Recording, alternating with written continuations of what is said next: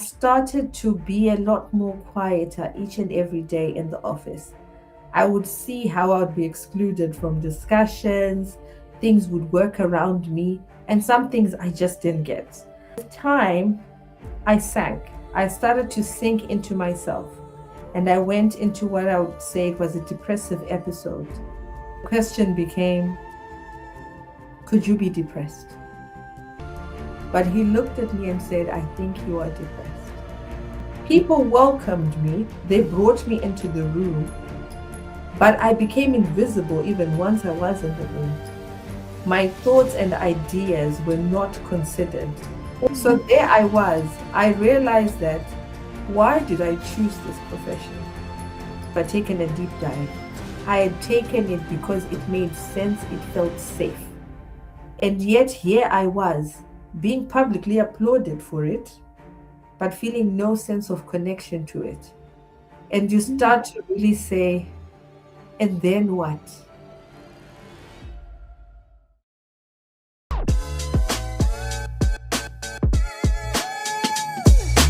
Before we begin, I want to introduce you to someone whose story is a powerful reminder that success on paper doesn't always match what is happening behind the scenes. Tendai Annah Lucaro is a chartered accountant, non-executive director, speaker, community builder, and a proud mother of 2 boys. Many people know her as the Penguin Speaker for her passion, resilience, and the power of community. But her journey wasn't always the way she imagined it to be. When Tendai moved to the UK, she believed she was stepping into the life that she had worked so hard for. Instead, she found herself navigating setbacks, loneliness, identity shifts, and the difficult reality of having to rebuild her confidence and redefine success from ground up. In this conversation, Tendai opens up about the pressure of starting over, the loneliness many professionals quietly carry, and why some of life's hardest seasons can become the foundation for purpose. She also shares how her experiences led her to create spaces where people feel seen, heard, and supported, because no one should have to walk their journey alone.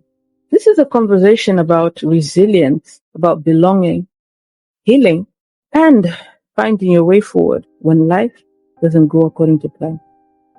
So let's dive in. So my upbringing in the UK, I always laugh and say it's not one of those nice fairy tale stories where it was a rags to riches.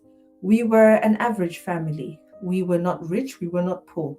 We had just enough to make sure that here and there we have dessert, and here and there we also worry about how we're going to go to the next phase or next day of the month. But it was actually a comfortable life. And going through my studies, I was a child who was quite bright, so I did well in school. I didn't really struggle academically. Socially, I felt I'd created a good network. So life was pretty set for me. I was going to go and do my articles at an audit firm. I was going to pass all my exams and rise through the ranks and become a chartered accountant. And when I would move out of the country, I was going to now fully live the life I just always watched on TV.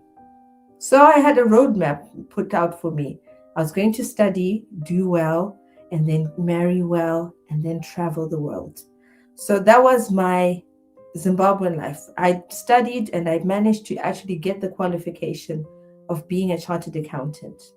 An opportunity came to move to the UK, and I was like, this is going to be where life truly starts for me. What I did not anticipate is that in as much as many things may seem similar, you are not always perceived to have the same knowledge when you move into a different territory. So I moved into the offices and I would go in with the confidence of, I learned this, I am a chartered accountant. And I would have people second guessing because of where I came from. I would have people tell me, oh yes, that is an audit firm, but it's different. It's in a third world country. And that would shatter my confidence bit by bit. And without me fully recognizing it, I started to be a lot more quieter each and every day in the office. I would see how I would be excluded from discussions, things would work around me, and some things I just didn't get.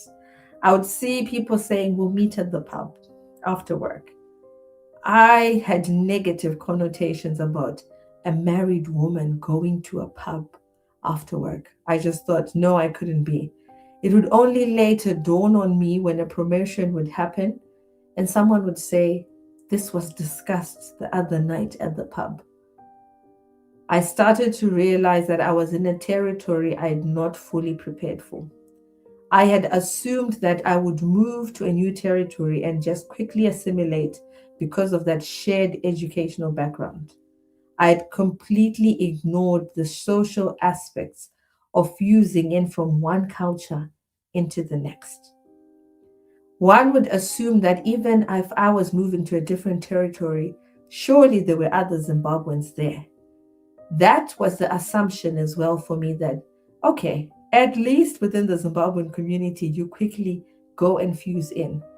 But some of the things we often not talk about is when people talk about Zimbabwean community, most people think of those in the medical field. And when you'd come and show up and be saying, oh no, this is in the professional field, I found in some certain spaces I couldn't relate because of the differences of our sort of work environment. So that became a struggle on its own.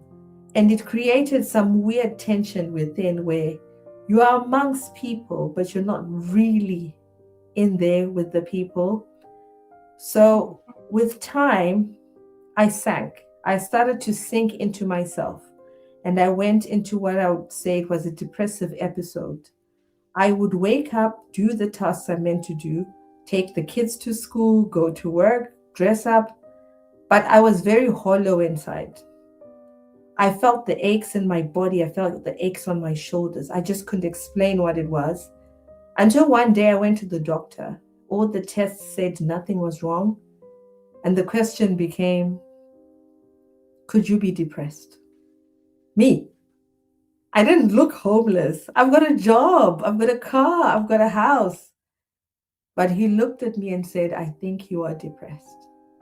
And for the first time, I think that's when I actually saw what was happening to me.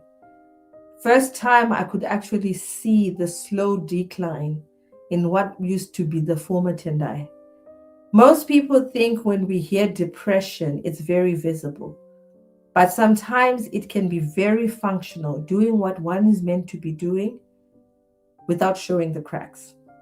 I pride Zimbabweans for our resilience, but one of the things with our resilience, it means that even when we are struggling, we are still able to scrape good enough.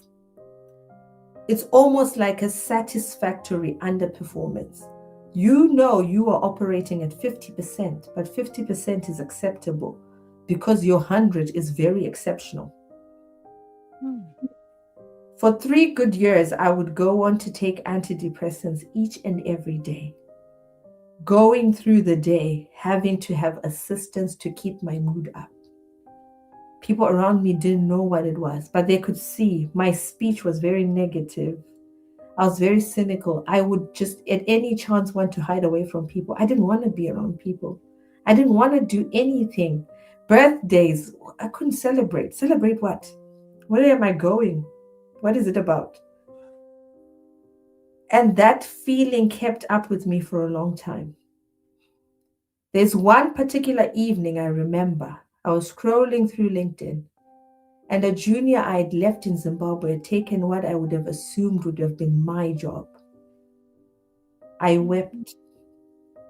I wept as I was holding the can of Red Bull in my hand. The third one I was having that week, and it was only a Tuesday. I finally said, for how long? For how long? On TV, there was a show about penguins.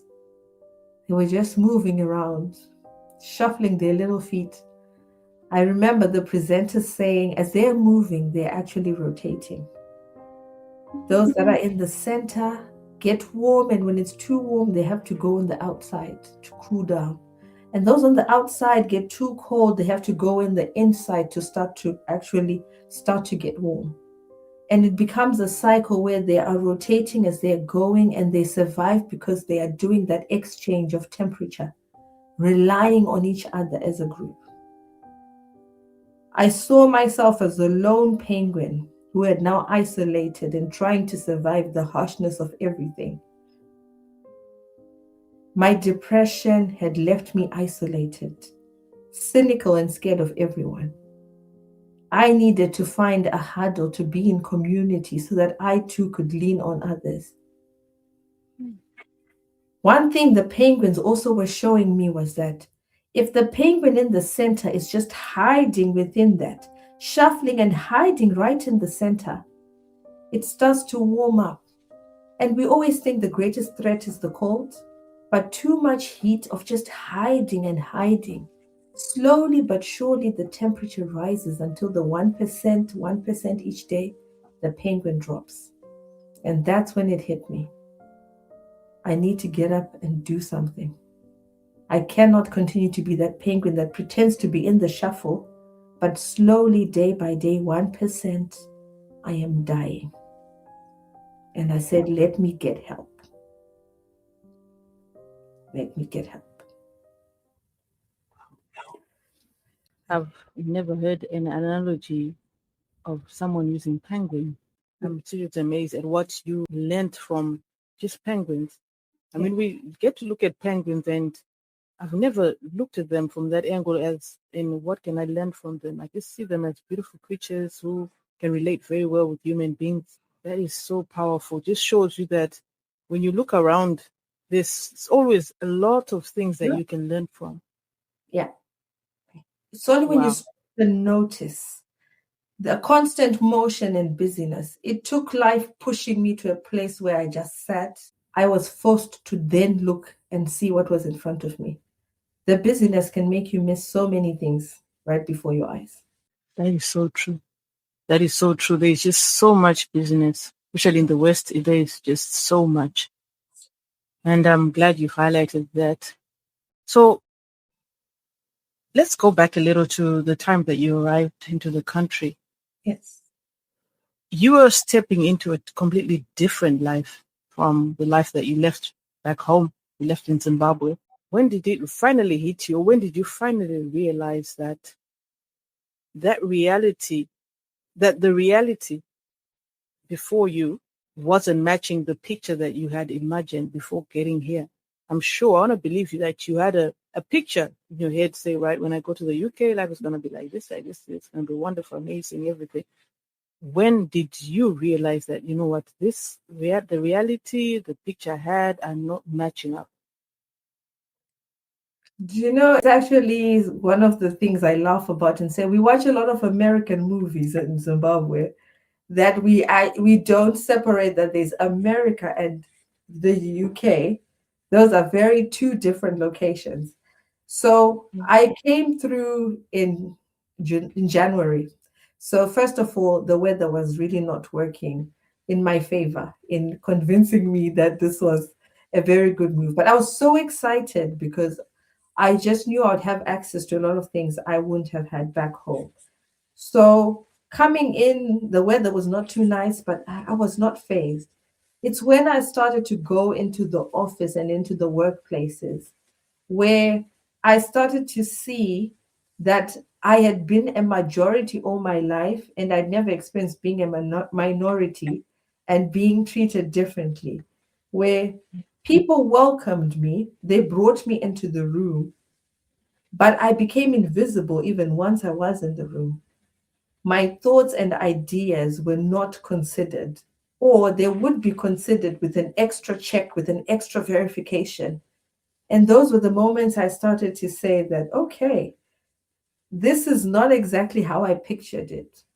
I had now risen through the ranks of my qualification in the audit firm in Zimbabwe. So I assumed I was going to plug back into the system with the same honor and respect to what I did. But then I saw that it was met first with cynicism. I needed to prove first before I could be given that.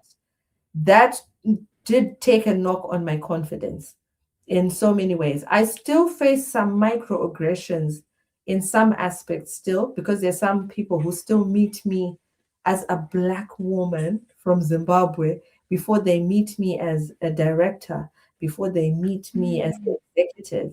I still face that, but because now I've had moments to prove myself, it's much reduced. But it's a sad thing where I've seen people even go back home to Zimbabwe because they've been made to feel so elementary or so junior, because someone is thinking they're international standards. But why would you think international does not apply in Africa? The same thing you learned is what I learned.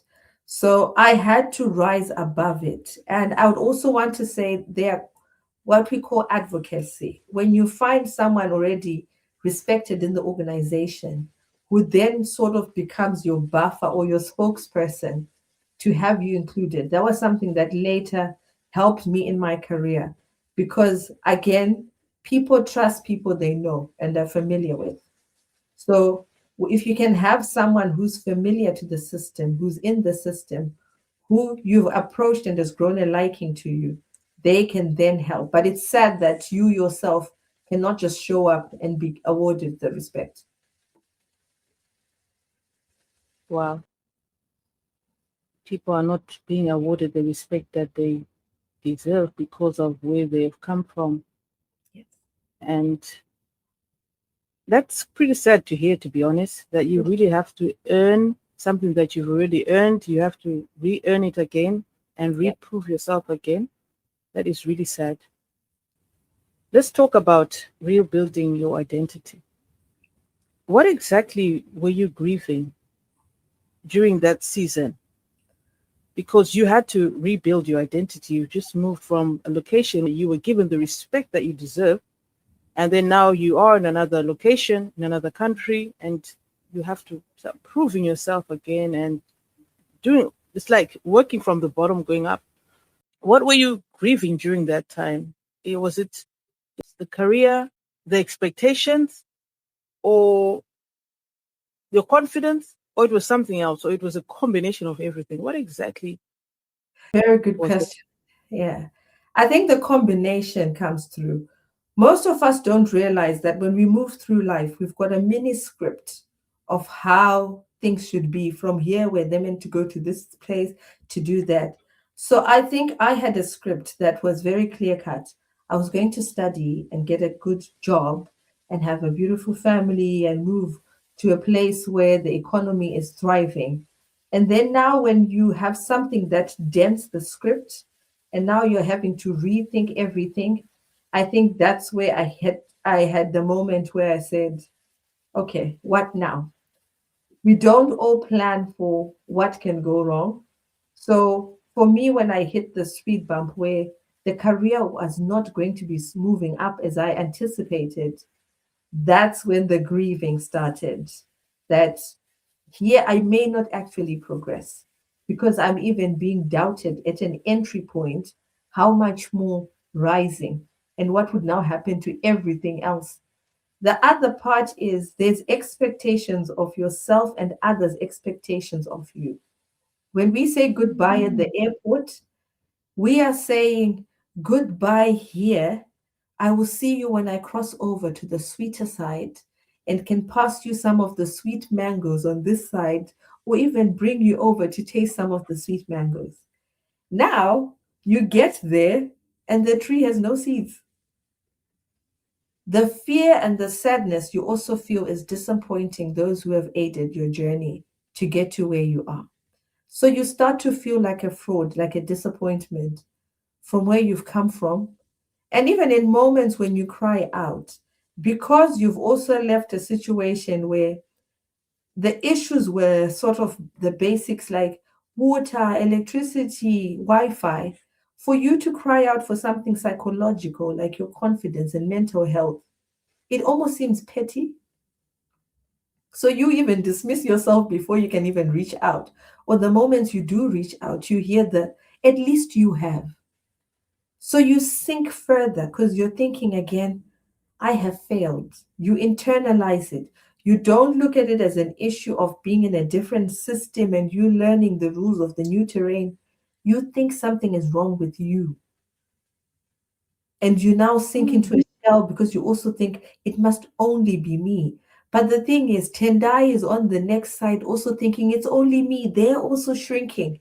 So here we now meet at these curated images of each other. We meet and we are sounding confident because we don't want the other person to know. But they're also hiding. And when they go back home, when there's no script, there's no one, they face the reality. And that's what makes you now crash in your system. Wow. Having to face the reality, that is when you start to crush within your system. And I love the fact that you emphasize something that maybe most people don't actually talk about, and that is the fact that where you've come from, they have their own issues. Like you gave an example, maybe it could be Wi-Fi or other things. And then here you are faced with a situation that is actually eating you up inside. Like this is not something that people can see from the outside. And you try and express what you're going through and it's dismissed. It's seen as something which is minute. It's not that serious. It's not just deal with it. It's not that bad. You've got worse situations and now you find yourself caught in a situation whereby you just have to, I guess, zip up because Yeah. there's no one to understand what you're going through. Yeah. On that note, many people, as we know, they experience disappointments, but they rarely talk about it openly. Maybe because the reason could be some of these things that you have stated. People are underestimating what you think is a big problem. To them, it could be minor. Yeah. What was happening to you inside during that period that the people around you simply could not see? What exactly do you want people to know was happening to you that the people around you could not see? There is a term called cognitive dissonance. Cognitive dissonance is when you have two opposing things trying to coexist. So on the outside, you have this image of success. We are moving forward, we are doing things. And on the inside, you're feeling like an imposter, you're feeling like a fraud, you're a failure who's pretending. There is a friction and combustion that is going on there. And the friction and combustion has to come out some way. So sometimes it comes off as someone you just make a joke and just go like, "Oh, you are always wearing black." And all of a sudden you have this massive blow up of emotions. Some of my reactions to situations did not even match the situations. Because I had all that pent up friction, it sometimes manifested in crying at some place that it was not, it was a minor inconvenience. Anger and frustration, the tone in which you respond to someone, even your family, your children, is very much unwarranted. Kids will be kids, but there is a manner in which you do the blow up. There was this strong desire to reject any invitation and just be around people. I needed to do what I needed to do and run away and hide. I didn't want any photos. I didn't want people who knew me from before to see me. Because there's also a decline even in your appearance. When you stop to lose the will to live, why should you care how you look? You just need to get out and get whatever you can get, get your pounds and go in your corner. Even things like for those who take, alcohol or things like that, the consumption, it becomes in excess. I had physical symptoms. That was for me one big thing. My shoulders I just had this pain in my shoulders. I would constantly be getting migraines. So I would take paracetamol as something that was like a daily multivitamin. It was just there. You start going to the pharmacy to now lie about wanting to escalate your medication because You are not sleeping well. You need extra medication. You need sleeping tablets. Those physical symptoms. I'm not dismissing that the person can have a bad day. You can have a bad day for all of us, a bad week where there's just a lot going on. But when you start to see that that is becoming a way of life, that is hint that this is not it. You are not meant to always just have headaches. You are not always meant to have tension in your shoulders and constantly having that stiff neck. It's not the way things are supposed to be. You are not always supposed to be so brittle. There is that combustion somewhere that is ready to come out because you're feeling the tension within you of what you present to the world and what you actually feel. The closer you can get the gap, you want to reduce the gap, that distance. There will be moments of courage where we have to feel like we're going above what we think we're able to. Those are moments of courage. But when you actually feel that you are coming back home and you're saying, whew, that performance is done, that becomes a worrisome life. You can only sustain it for so long.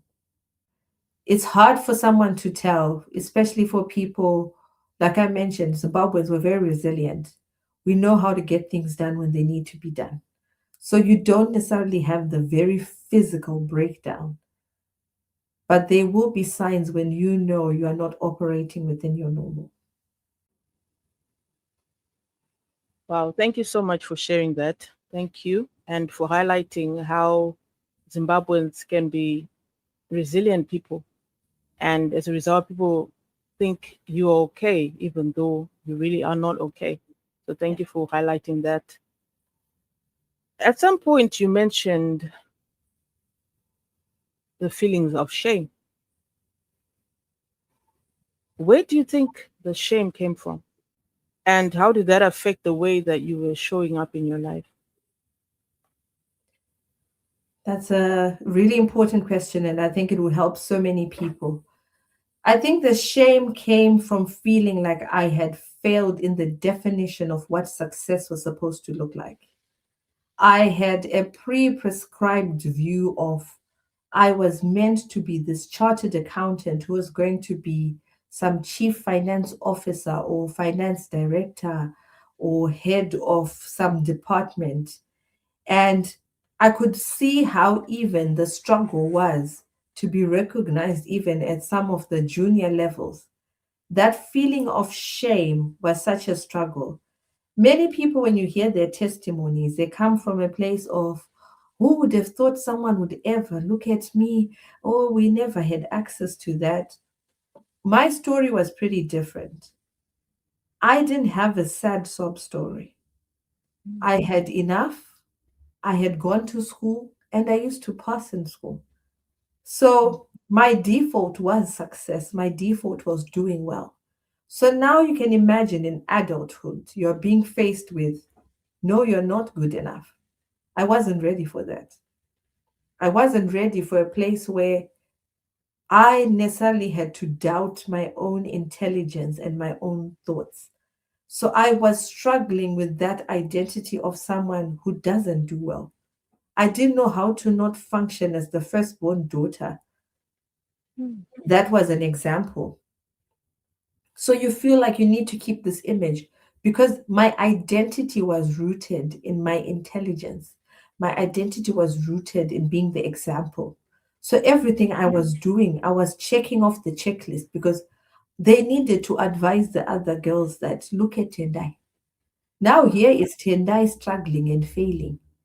Even in a land where she's supposed to have everything. So where else are you going to be able to succeed? Were you a fraud all along? That's why there's a forgotten section of people I sometimes feel where they were the average. You think of the extremely well or the ones that were very, very poor. That midsection, no one actually sometimes sees how things go. So I was in a place where I didn't know how to now exist without giving a positive report. So now you feel the shame of it's not working out. How do I tell them that I'm struggling? Even if you mention that you are struggling, you've got a good qualification. How can you not have a job? But the rejections are coming in email after email. That is where that shame would now come from, to say, this wasn't meant to be my story. I feel like I'm in someone else's script and someone switched. So, Wow, that is so deep. You you were somehow on a platform, yeah. as in you were the firstborn girl, daughter, Yes. sister, and everyone is looking up to you. Yeah. You're a chartered accountant, you've just moved to the UK, so everything should be going well. Like you were the ultimate example for your Yeah. siblings. Yeah. And there, here you are, things are not going so well. You're starting to feel like a fraud. And it's not something that you can go around telling people, oh, I feel like a fraud. I feel like No. these are internal battles that you face by yourself. Before I go to my next question, Tendai, I just want you to speak to someone right now. They are in that position whereby they're feeling shame because the expectations that they had in before their lives or in their lives or from other people is not matching up what is currently happening. And they are the only person who knows what is going on. But everybody else is applauding and thinking they're doing so well. Can you speak to that person? And they are feeling that shame. They are feeling that weight. They are feeling like fraudsters. What can Yeah. you tell that person before we dive into the next question? The first thing I want to say to a person who's feeling like that is, your feelings are valid. You have not made this up. You are not attention seeking. You are not trying to have a pity party. You are not trying to excuse any laziness. All the labels that people bring along and say, You shouldn't." None of us have been on this earth before. It's a first time for everyone. No one should give you the pressure to have it figured out more than the next person. You are doing your best, and that is adequate. Are you human and will have moments when you may slip or may have an error in judgment? Yes, but that is being human. It is not something that indicates that there's something broken or flawed with you. People are responsible for their own ambitions and aspirations. Should they get any inspiration from you, that is okay. But you are not born to be a blueprint. Wow. That responsibility, just like you are also figuring things out, they are also supposed to figure things out. You are human in as much as you may have first encountered being in the world in your family setup, but you are human just like everyone, learning as you go. Learn to take off that responsibility. Let other people also face consequences for their choices. And you, being human, shall get some things right. And at some points, you may kiss 10 frogs before you find your prince, but that is a human experience. One thing I also want people to realize is the tension you feel does not just magically go away. It Hmm. will show up. It will show up in your belly fat. It will show up in the aches and pains. It will show up as headaches. It will show up in erratic behavior. It will show up in you actually having a negative attitude within yourself, because everyone has never been for you. They've always wanted to take from you. And then you become the true villain. You need to choose at which point you become the villain. You can become the villain the moment you learn to identify yourself as an individual going through life. That may assist siblings that may come along, but you are not the one that is meant to chart out the way. You are also a child existing just as they are. Yes. Whew. And I wanted to take a pause on something Tendai has just said, because I think someone listening right now needs to hear it. I made a note of what she said, and that is, you are not the blueprint. You're not the blueprint for your siblings. You're not the blueprint for anyone. And when you get to know that, that simply removes the weight off your shoulders. If you've been carrying the weight of everyone's expectations, if you've ever felt responsible for making the path easier for your siblings, your family, or the people behind you, remember this: you are not the blueprint. You're not responsible for designing someone else's journey. Your role is not to figure life out for the people that are around you. You are a daughter, you're a sister, and above all, you are a human being trying to figure out your own life. And sometimes the greatest gift that you can give someone is the freedom to discover their own path. And thank you, Tendai, for sharing that, because I know this is going to stay with a lot of people. Which brings me to something that I'm curious about. Was there a specific moment that you realized that I can't keep measuring my success through the expectations of other people? What was the turning point where you decided that success had to be defined differently? Tell us, Tendai, what happened? I remember it because I feel like at some point I was an ambassador for energy drinks with an unsigned contract. I was sitting late at night by my desk it was actually my dining room desk, and going through some Excel spreadsheets. And I remember a sense of feeling like, ah, I don't even enjoy this. And Mm, I was starting to even really think and say, but I'm good at it. And I realized two mm, things can be true. You can be good at something and actually feel no connection towards it. mm, So there I was. I realized that why did I choose this profession? There were a number of professions that were said to be professions that made sense, the one words, the doctor, accountant, lawyer. And I realized that I'd prescribed to one of those without having really looked at my skills and what I enjoy. I'd never taken a deep dive. I had taken it because it made sense, it felt safe. And yet here I was, being publicly applauded for it, but feeling no sense of connection to it. And you mm, start to really say, and then what? I used to laugh when I'd see millionaires and billionaires, and now they start to wear simple clothes and they're doing all this philanthropy.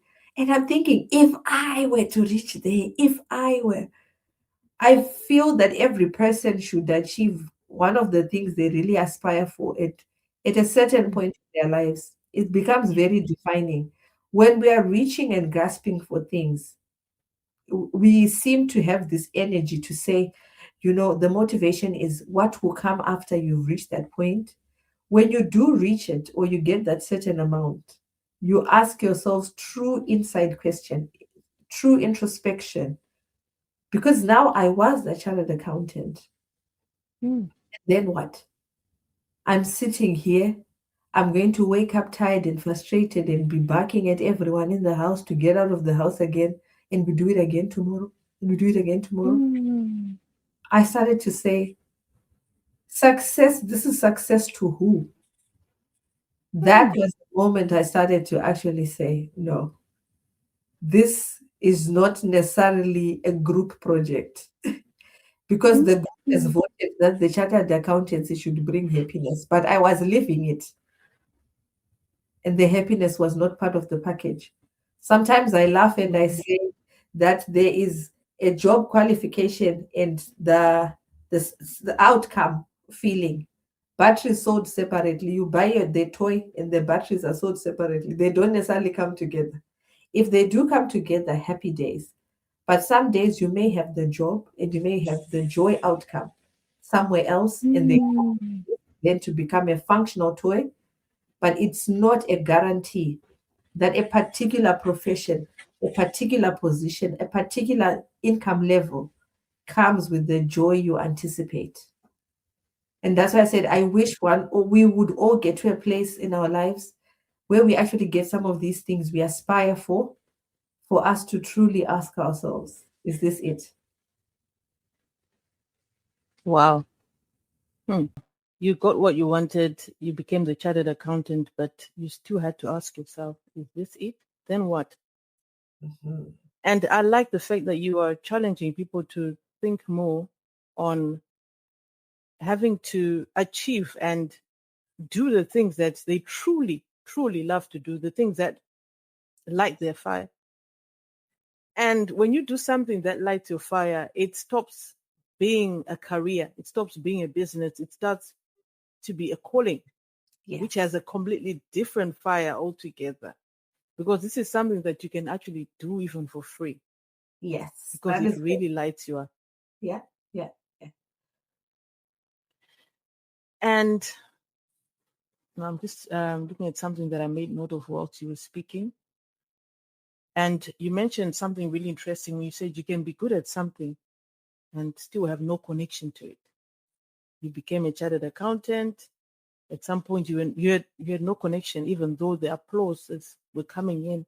Yes. But yourself, deep down, no connection, and that's, I think, a very dangerous place to be. If you can, Mhm. I don't know if you agree with me, I whereby do. the applauses are coming in, they're coming in, but yourself, you are completely disconnected. You're completely disconnected, and you said, if I remember well, that you had to ask yourself, this is success to who? Yes. And as you and me should can actually, I'm sure, agree that happiness is actually part of success. Yeah. And if happiness is not in that package, like you said, you also realized that happiness was not part of the package that you had signed up for. And that was, I mean, and that's part of success. Hmm. It reminded me of one of the guests that I spoke to, and she's a happiness coach, right? She Yes. told me she was doing very well. She's worked for big companies, top 500 companies, and all these big companies that she's worked for. And her husband was doing very well as well. But at some point, she said, I said, this can't be. Like, this cannot be. I am teaching people happiness, but myself, I'm not happy. I'm doing all these things. I'm successful, but I am not happy. Yeah. And funny enough, she mentioned, in one of the things she mentioned was, I had to wake up one morning, early morning, was, in the AMs, and ask myself, is what is happiness? Is this happiness? Like, she wanted to Google what else is there to life that can bring happiness. Yeah. So that just reminded me of what you were saying. You are two different people, but the message is still the same. You're doing exactly what you love, getting the applause, but the happiness was not there.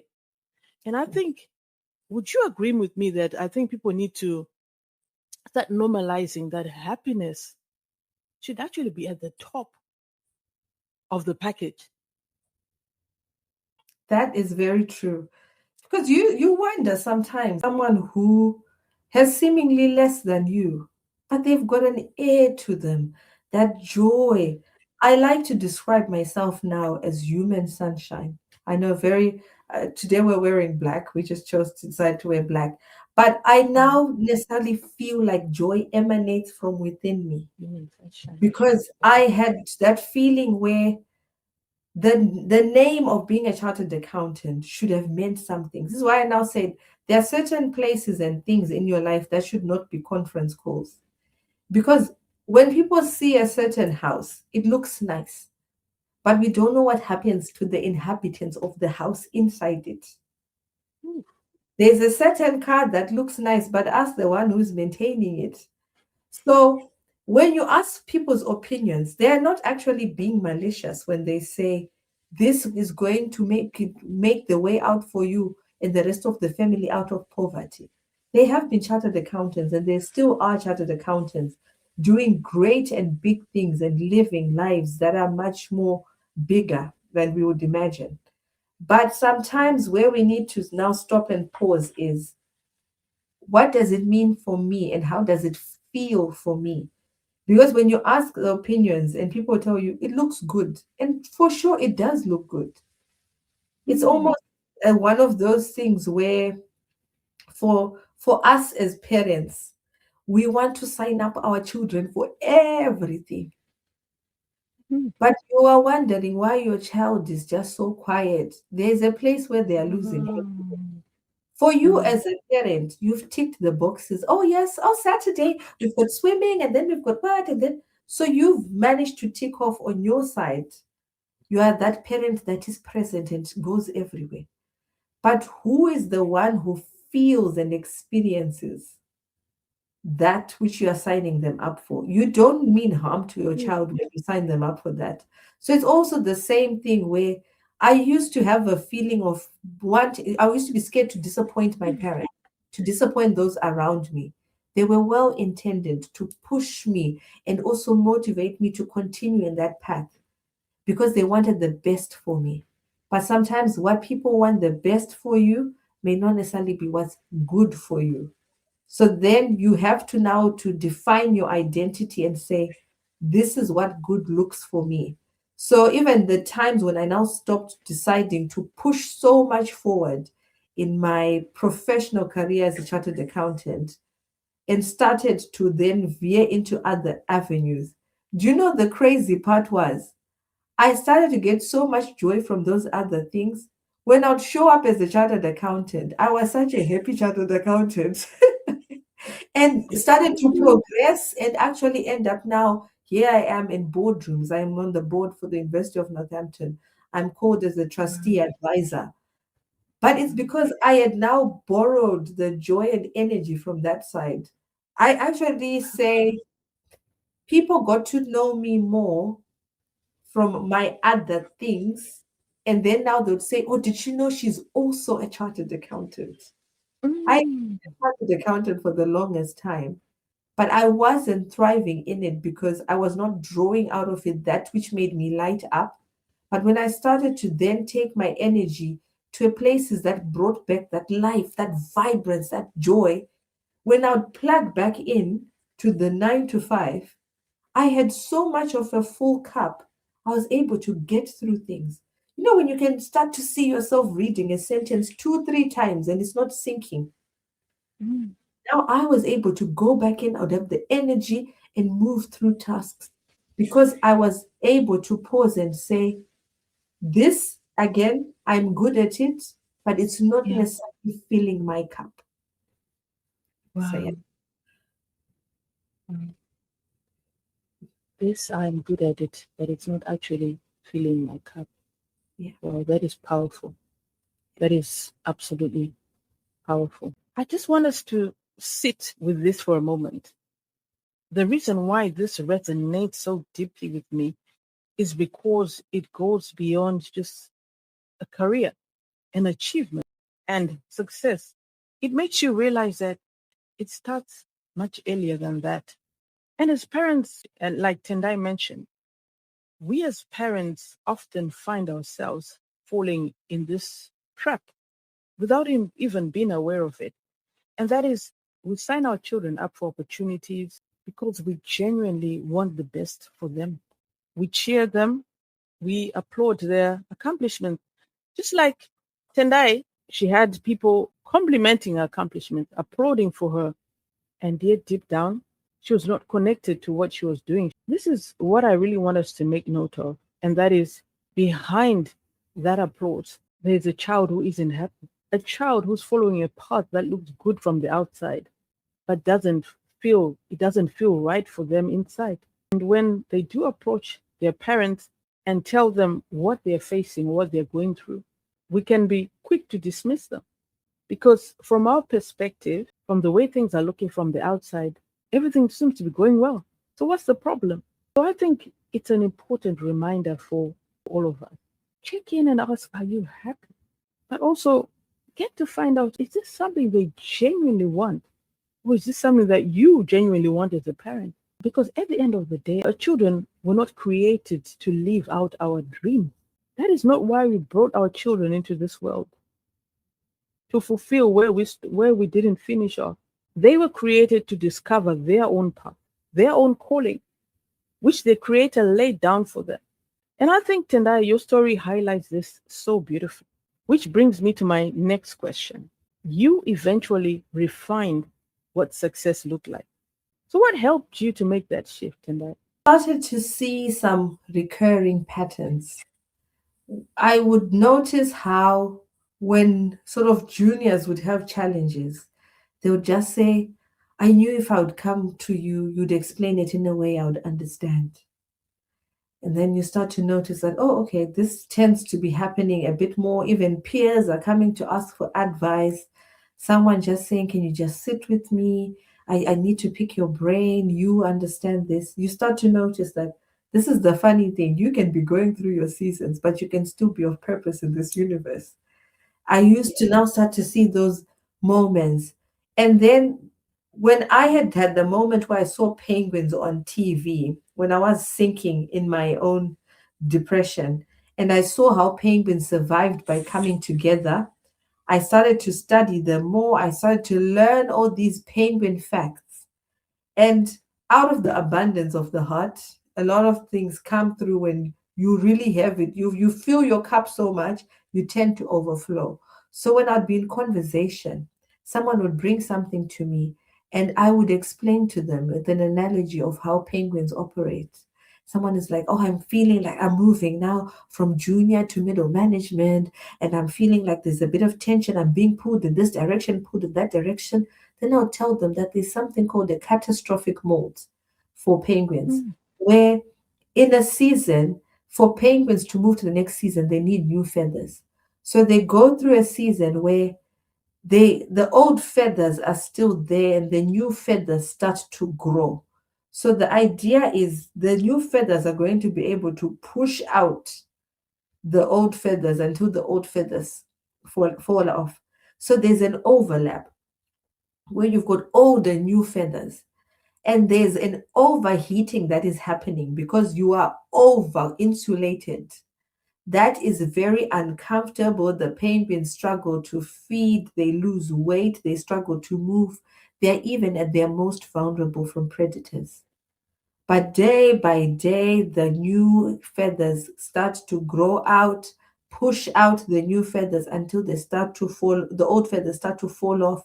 And you end up seeing that penguin that is in that black and white tuxedo, nice and shiny, but you have not seen that it's been through a catastrophic molt. It looks like a disheveled lollipop that has fallen on a dirty carpet and it's just got fray hairs. But now you see it gliding on the ice. It's this beautiful tuxedo. And when I would share things like that, they'll be like, oh my goodness, I see it now. I feel it. And I started to realize that this was happening more. So I wanted to write about it. I started to write on LinkedIn. People started to gravitate towards it. And when I would go somewhere and people go like, oh, you're the penguin lady, the penguin lady, until I said, oh, but I did it without seeking a title. I did it without seeking compensation. It naturally would flow out of me. I would see myself come to life. I wanted to study and see until I realized that this is becoming big, in the sense that I am actually becoming identifiable with this feeling that people get to see things a lot more clearly. People get to have examples that feel practical when they come and speak to me. And when I got the invitation to say my first keynote speech at Cranfield University called The Penguin Mindset, I have a particular image that is stuck in my head.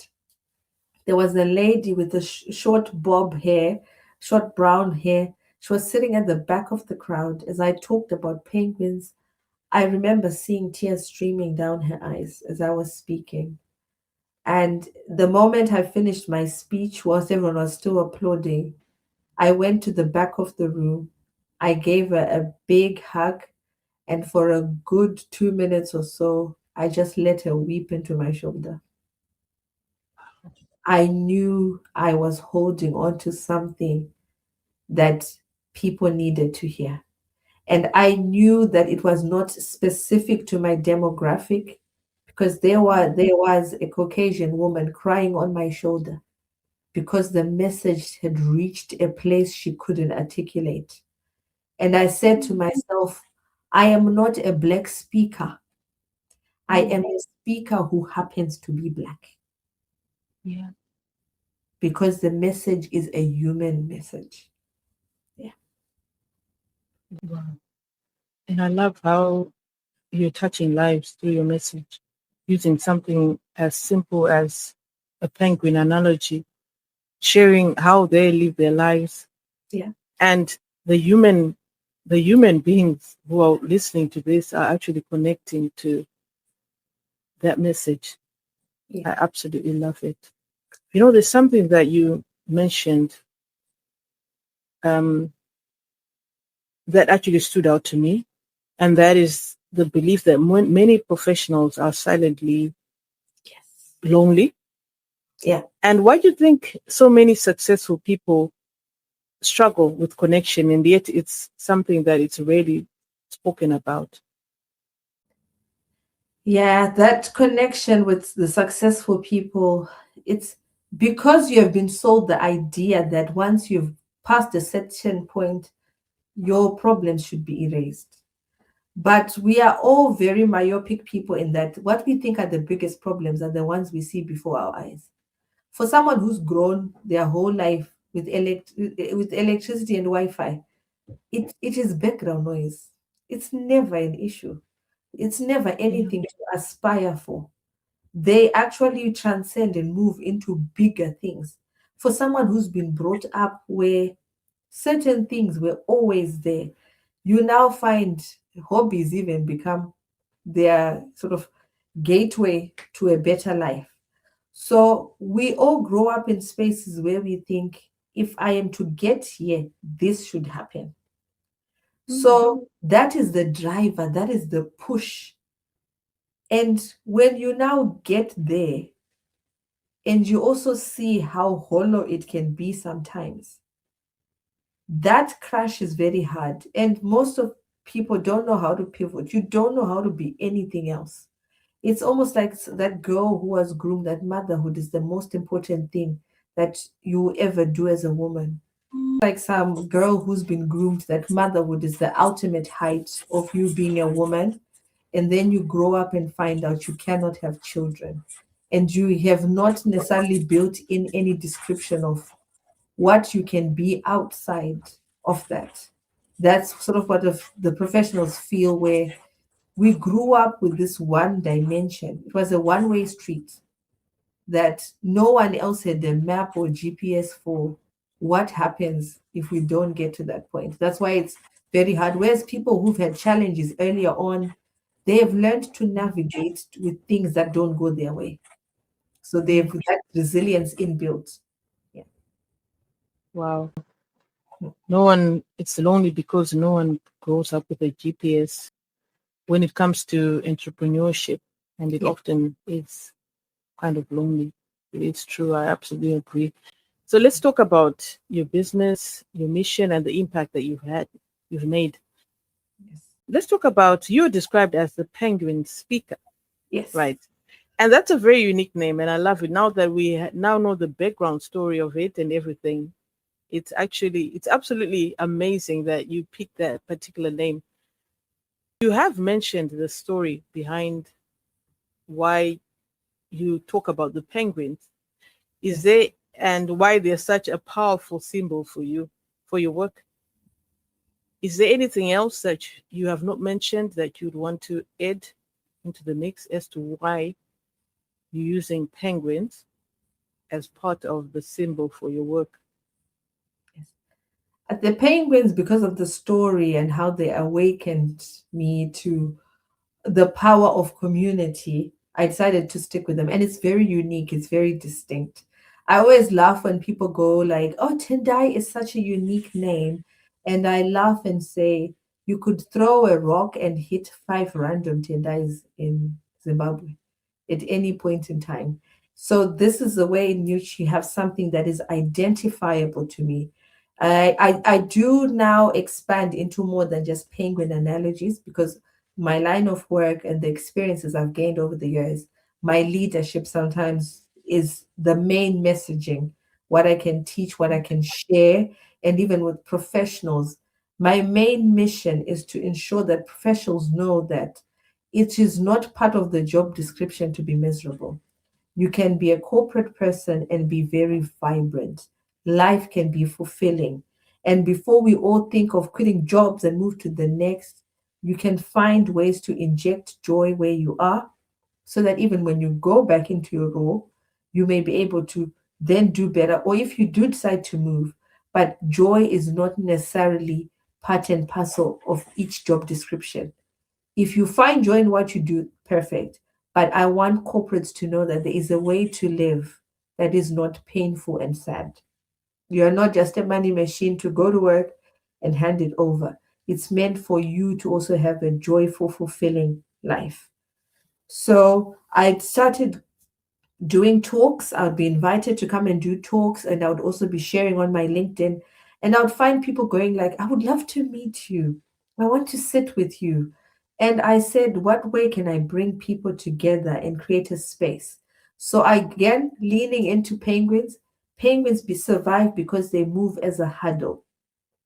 They come together in community. And I also realize some of the loneliness is from our working from home structure or hybrid structure. People know each other from just tiny boxes. If you're not a parent, sometimes you may have no adult interaction, even just for a school run. So I said, let me create a monthly space where women can come in. I wanted to make it into a women's space initially because I relate more and I'm within that group. So I created what we call Penguin Village Huddle. Penguin Village Huddle, it's a monthly meetup where women come together and meet at the core and not necessarily their roles. One of the things we have is we do not talk job descriptions because we're not trying to meet whatever role you function. You are the CEO, you are the matron, you are the this. We want to meet at a humanity because many people feel like the humanity is skipped. We are only met for the function. You want to sit there and just be a girl. So we introduce ourselves to say, hi, I'm so and so. I like this and that, something very unserious. And we have a speaker sometimes who come and join us, or we can have a core topic that speaks to how we feel from the inside. Many people think empowerment means that we need to give women all these big positions and all these big spaces to manage. One thing I've realized is if you have not dealt with what's inside, you can get the most prestigious anything and you will still feel like a 6 year old girl.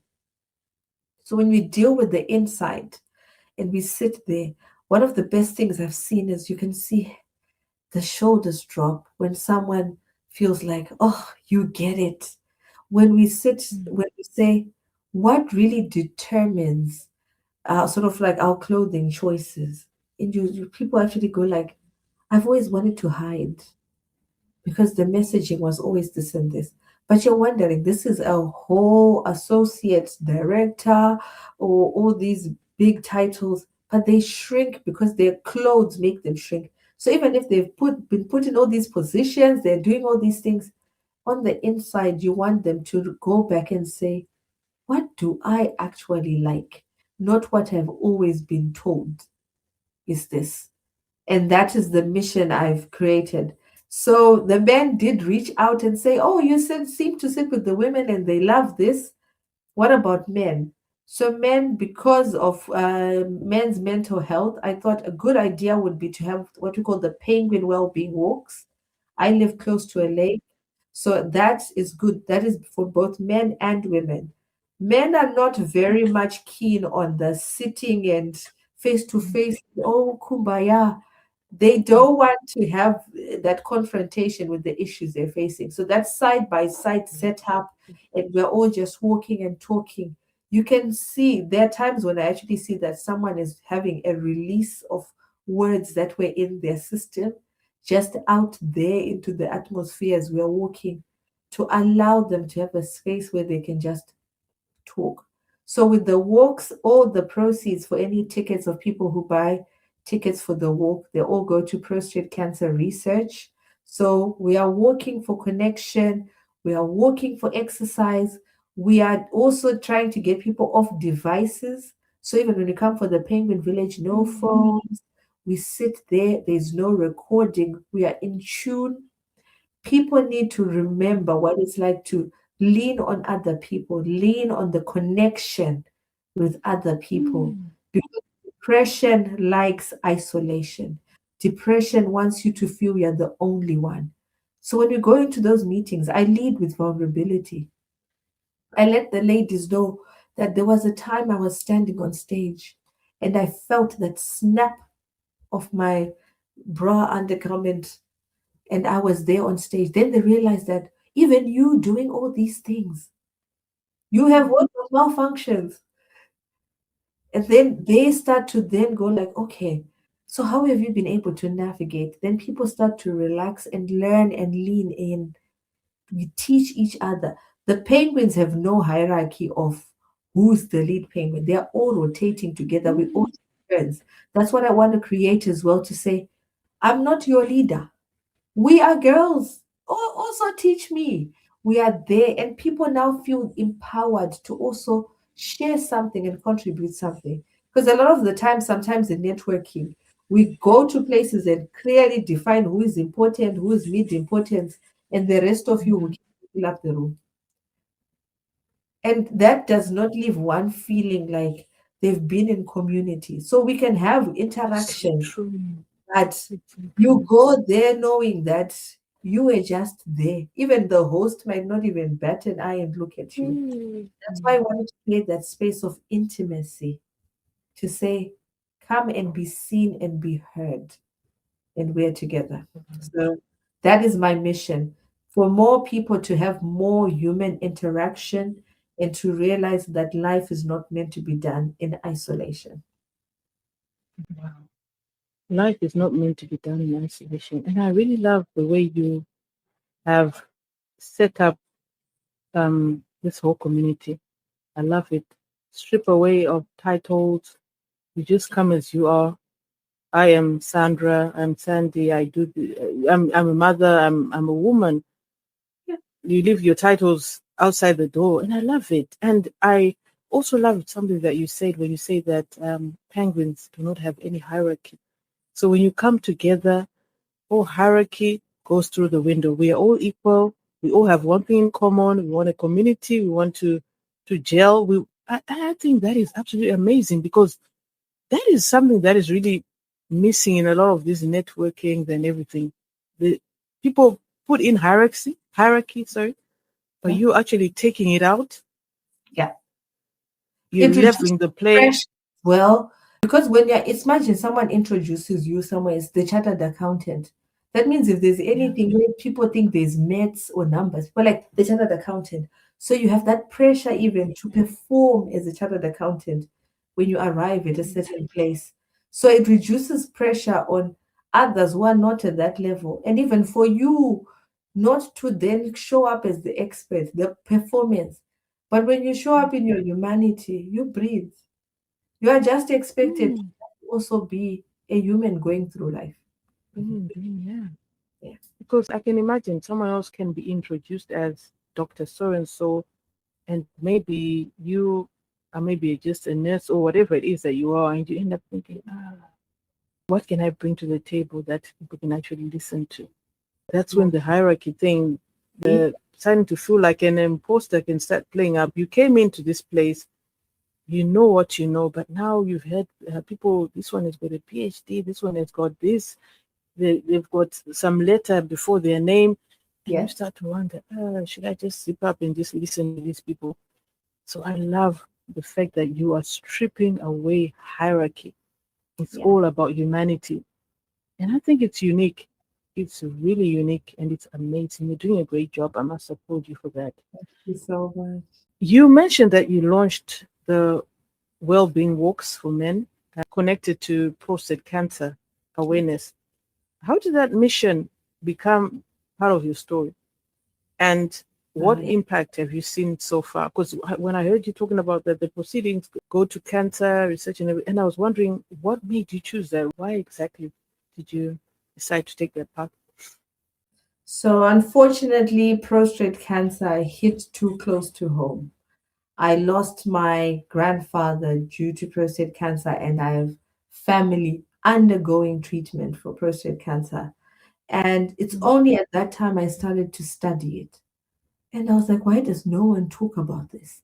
And one fact that haunts me is the idea that 1 in 8 men are to get prostate cancer, but 1 in 4 men for Black people. Black people are twice likely. Black people have a lower threshold as well for cancer detection. So when people go to hospitals and they're told, no, you've not reached this age, you think, okay, that's fine. But the chart is for a white man and not necessarily for a Black man, unless you know the statistics that affect the Black men. That for me hit very hard, and I felt that this conversation is not had enough. It's a hereditary thing. People think, oh, I lost so and so. Okay, that's it. I'm a mother of 2 boys. When I started to see and look at the facts, I thought, women, we like to call upon allies for the things that affect us. We Yeah. approve them. But this is a place where I felt women voices could also be present to say, may I be a person who makes you just? Even ask your husband, ask someone in your family to say, is this something that has been in your family? Is it something that affects you? Because I started to see it only when it came to our house after tragedy. May I be a voice that reminds others to check in before it has happened. So, driving into the research and seeing how underfunded it was, when we're thinking about an initiative for men, it also just came into my spirit to say, why don't we say all that comes from here goes towards funding for that? Wow. Yeah. You're doing a great job. Thank you. Thank you. Yeah, I think it's something that needs really to be shone some more light on. Yeah. It's something that really needs to be spoken about. And do you think the other reason that Black men, maybe a lot of them end up being targets of prostate cancer is because they don't really get checked? What are your thoughts when it comes to them Yeah. getting checked and everything? Men sometimes have, I feel, a harder time even with regards to identity and feeling as if their identity is being questioned as opposed to women. Having grown up in Zimbabwe, you are given, yes, the pressure to be and perform, but the boy is given a pressure to always lead, to always know, to not have any doubt. So even moments where something casts any shadow, not even at the darkness, a shadow against not them not being brilliant, it's also one of those things that is very hard to accept. So ignorance becomes safer. You prefer not to know if there is something wrong, because that doubt and uncertainty, people don't know how to sit in it. And people have also not made room for others to also comfortably be in a space where we are saying, oh, could there be something to work on? So it's a challenge that we have even to admit. If you anyone follows my posts, the ladies are very keen to say, when we do Penguin Village, can we have pictures? They want the pictures. They come and they dress up and they're there and they're showing out. The men do not even want anyone to know they're signing up for the Penguin Wellbeing Walk. They want no media. They want no evidence that they're there, because for them it's some version of admission of, I'm coming to get help.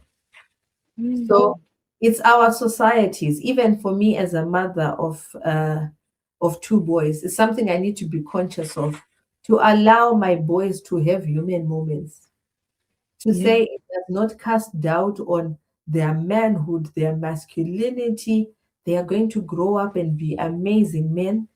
But should they feel ill, should they feel something's not right, nothing takes away from the amazing, brilliant male energy they have because they've gone to see a doctor or they've gone to seek counseling. So normalizing discussions like this in our homes and in all the spaces, it helps so that even when people have challenges, they don't feel like it puts them as some target or some sort because they've gone to seek help. Yeah, that is so true. Men don't want things like that to be out in the open. They want to deal with their own struggle behind the scenes. It's not something they want to put out there. Yeah. And it's just funny how the comparison that you made between the women and the men, how different it is when they come together. Women want to capture those moments, they want everyone to know, but the men want to work on it behind the scenes. Yes. So before we round off, as we are rounding off, I want you to speak to someone who feels lonely or disconnected. They're rebuilding their life from scratch. And I would love for you to encourage that person. They're going through that lonely season. What step do you encourage them to take today? Yeah. I would say find micro moments of connection. One of the challenges I see is that people want to launch into big groups. People want to try and reconnect into those spaces where there's so many people. You can easily get swallowed up, and that can be a reinforcing factor for you to think, okay, you see, no one cares about me, no one is looking for me. Find micro moments where you can reach out for connection. It can be signing up for one place where people are meeting up. If you've got some hobby or something of interest, sign up to go and watch something, to go and play a certain sport, to be part of a certain group. Invite a friend for coffee or invite a friend over to your place. I had a friend of mine, she's a white Zimbabwean, and she mentioned to me and she said, I miss eating Zimbabwean food. It's been 30 years since. And I said, come over for supper. We came and ate in my dirty living room, and we sat and had a meal. Nothing too special. There was no photo opportunity. It was just home life. Have micro moments where you can invite people. The unfortunate thing, and I want to prepare people for this, is sometimes you may have to kiss frogs before you find your prince. What I mean is, not every bid for connection will be met with someone who's enthusiastic to meet you. I want that not to be a messaging where you think you've done something wrong. Sometimes Yeah. some people are not your people. I'm an encourager of meeting different people in different demographics because each person you meet unlocks a different side of you, unlocks a different view for you. Some things I thought I wanted until I got closer to someone who was doing them. And then I said, oh, is this what it really looks like? Because I was now in a space where someone unlocked a different view for me.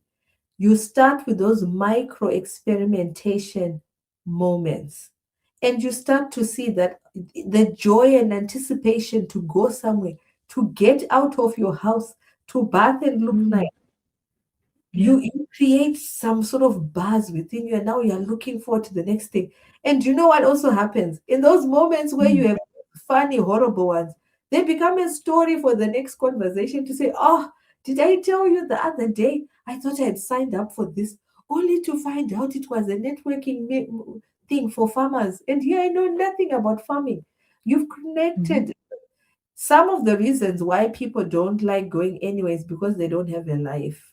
They don't have anything else to talk about except the technicalities of their job. I recently went to a Whitney Houston concert by myself.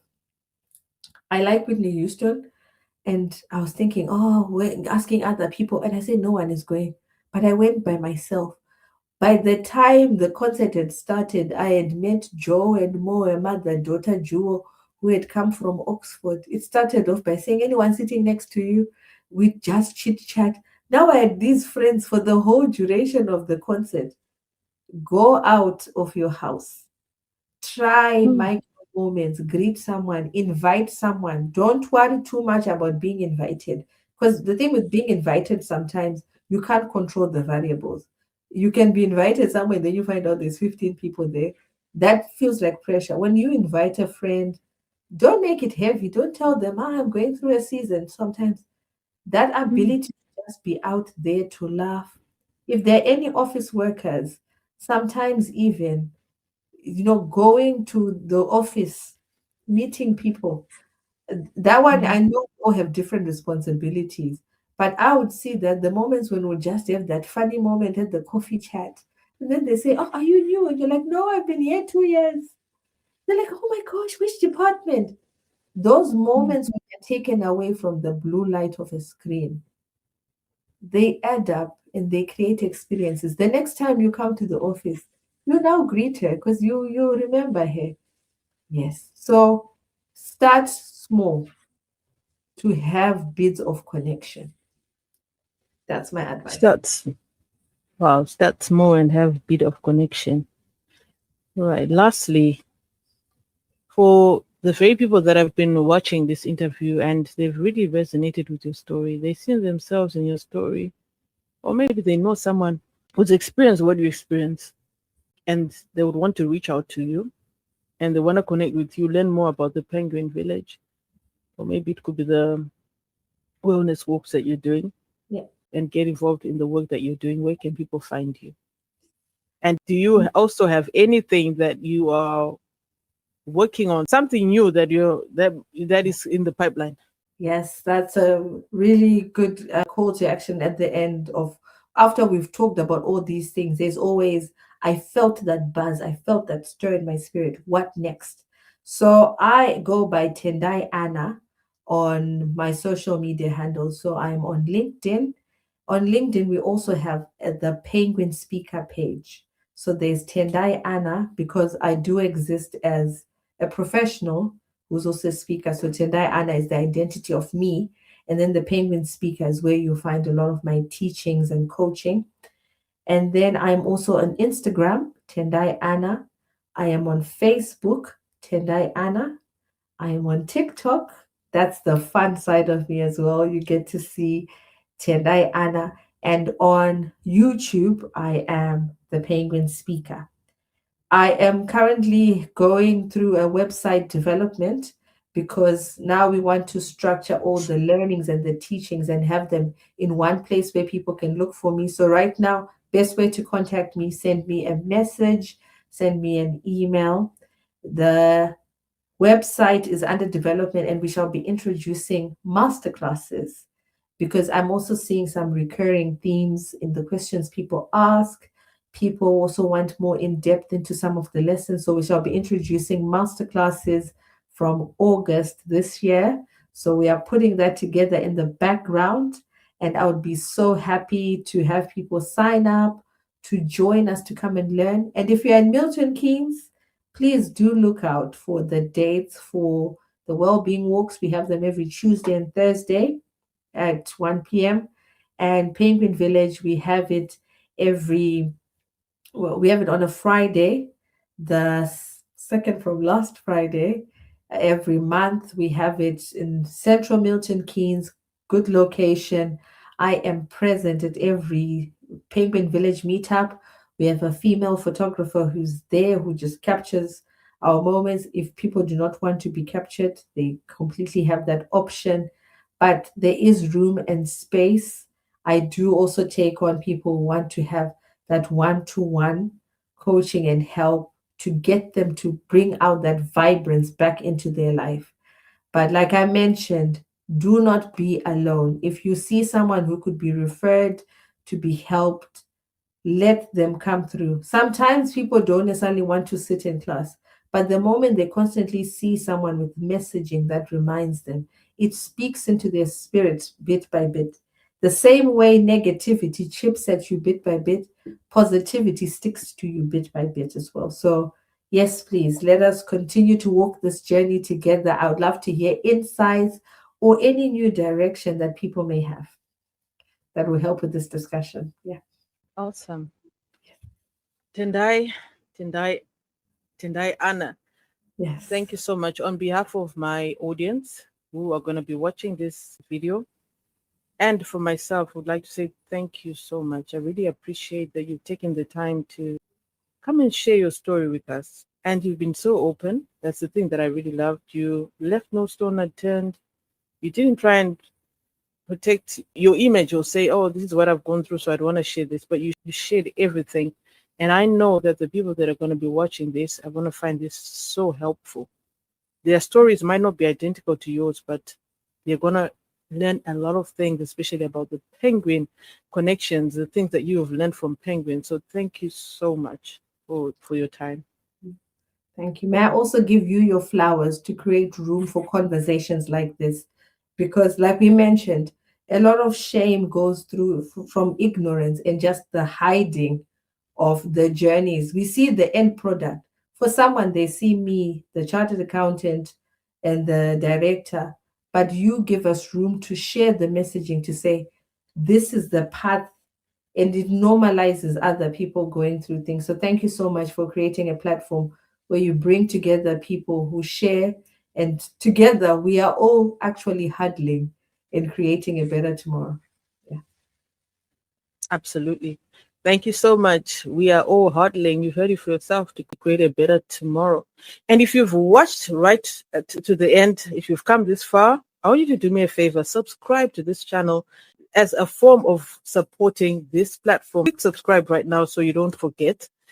And once again, thank you so much, Tendai. We've learned so much from your story. Wow, I don't even know when to begin. I've learned so much things.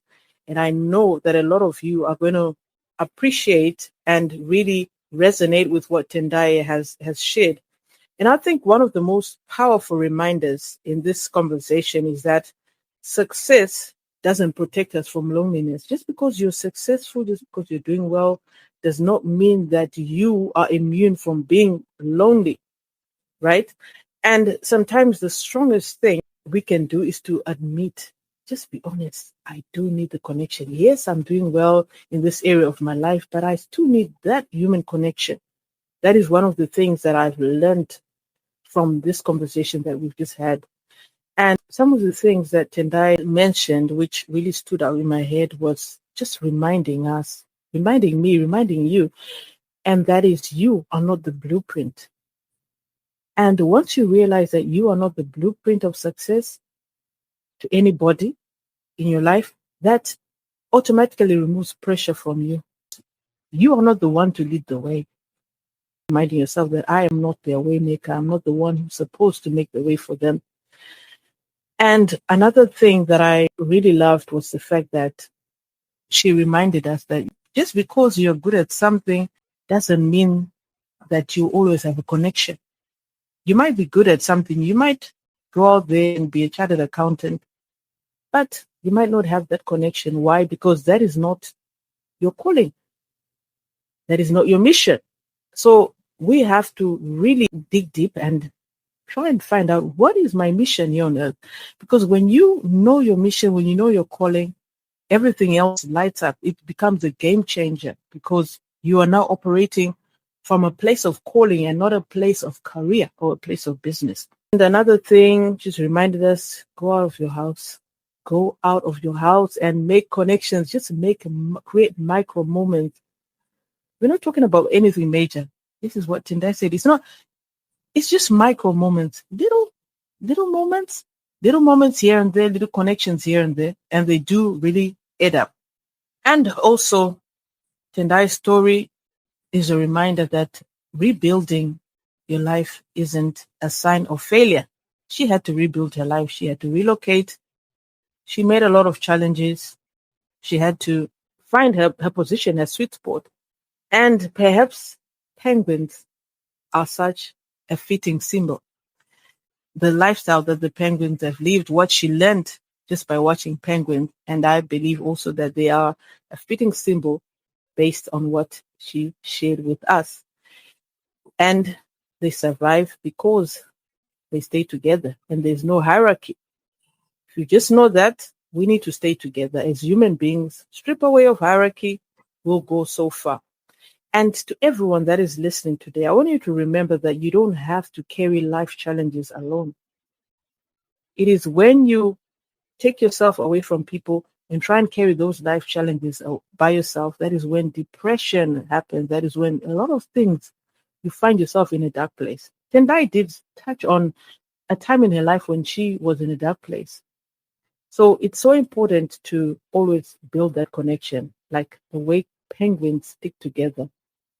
Will definitely go far just by doing that. So there is so much strength in reaching out. Please do not see reaching out as a way of weakness, but it's a way of strength, because it is not everybody who's able to reach out. And there is courage in being honest. There's just something about when someone is being honest. And before we jump off, I normally love to leave a scripture for my audience. You might not be a believer, but I believe somehow You might find some inspiration. You might find some hope in the verse that I'll be sharing. So based on Tendai's story, and I believe this scripture fits beautifully, and I'm going to be reading from Ephesians chapter 4, verses 9 to 10. It says, "Two are better than one because they have a good return for their labor. If either of them falls down, one can help the other up." So I think this verse fits beautifully. It's a reminder that two people are better than one. So find your person, find your people who will help you when you fall down. They'll pick you up based on that verse and stick together. So on that note, thank you so much for watching. And if you have enjoyed the story, make sure to like this video, share it with someone who needs to hear this, and don't forget to subscribe as a way of supporting this platform. Me and Tendai are currently checking out. And once again, thank you for joining another episode of Breakthrough Moments with Sandy. If this conversation has encouraged you, once again, please don't forget to like, share, and subscribe. So we are checking out. Until next time, take care and keep moving forward. Bye-bye. Thank you.